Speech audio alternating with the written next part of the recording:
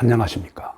이강용 선교사입니다. 여러분들 중에 아마 성지순례를 다녀오신 분들이 꽤나 될 것으로 보입니다. 그러면은 그 옛날에 로마 제국 시대에 그 핍박을 받아서 그 믿음의 백성들이 사방으로 흩어지고 또 그곳에서 숨어서 예배를 드리기 위해서 땅굴을 파서 살기도 하고 그랬던 흔적을 볼 수가 있습니다. 그렇는데 현재는 어떻습니까? 믿음을 지키기 위해서 지역을 바꾸는 그러한 분들도 있지 않습니까? 좋은 교회를 찾아서 이사를 가기도 합니다. 또 이사를 가지 않다 하더라도 교회를 바꾸는 경우가 있습니다.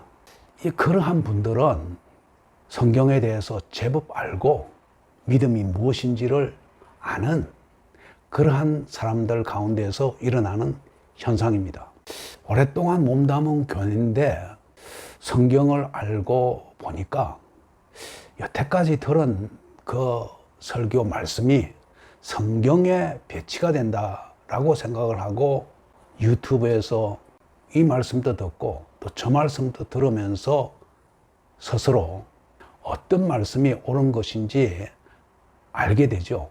그렇게 해서 교회를 떠나서 딴 교회로 저걸 옮기는 분들이 제법 됩니다. 그것은 굉장히 바람직한 일이죠. 옳지 않는 믿음으로 믿음 생활하는 것은 아주 나쁜 것입니다. 그래서 옳은 믿음을 찾아서 자기 사는 곳을 옮겨서 이사를 가기도 하고 교회를 옮기는 것은 그만큼 믿음이 중요하다는 것을 인식하는 사람이죠. 굉장히 좋은 것입니다.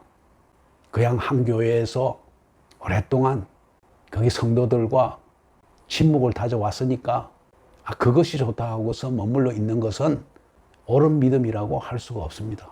중국에서 제가 사역을 할 때 그 시진핑 정권이 들어서면서 종교 조례를 발표해서 교회에다가 임대 주는 사람 또 처벌하고 또 교회도 처벌을 하는 그러한 조치가 내려졌습니다.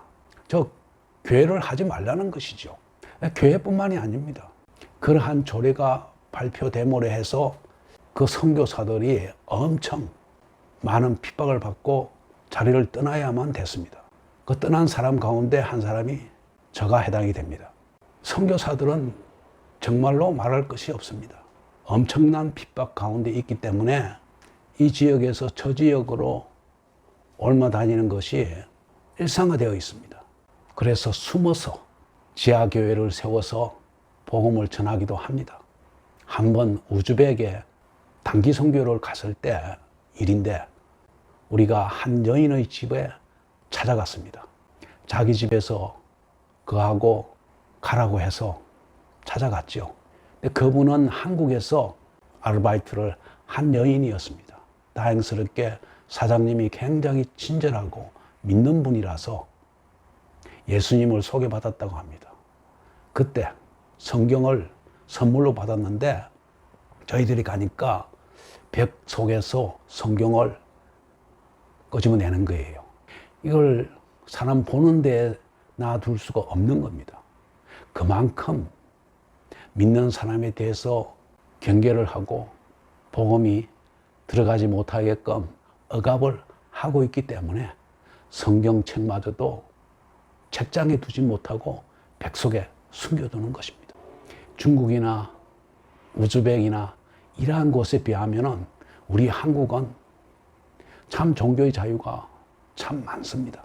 그런데 옳은 말씀을 전하지 못하는 그러한 교회들이 너무 많기 때문에 믿는 자들이 이 교회 저 교회로 왔다 갔다 정착을 못하고 때로는 가난한 성도들이 생겨나는 것이죠. 참 안타까운 일입니다. 안타까운 일이면서 한편으로는 제대로 자리를 잡아가는 과정이라고도 생각이 듭니다. 아무쪼록 방황할지라도 하나님 아버지께서 동행하는 삶이라면 옳은 길로 인도하여 주실 줄 믿습니다. 기도하시기를 바랍니다. 오늘은 여기까지 하겠습니다. 감사합니다.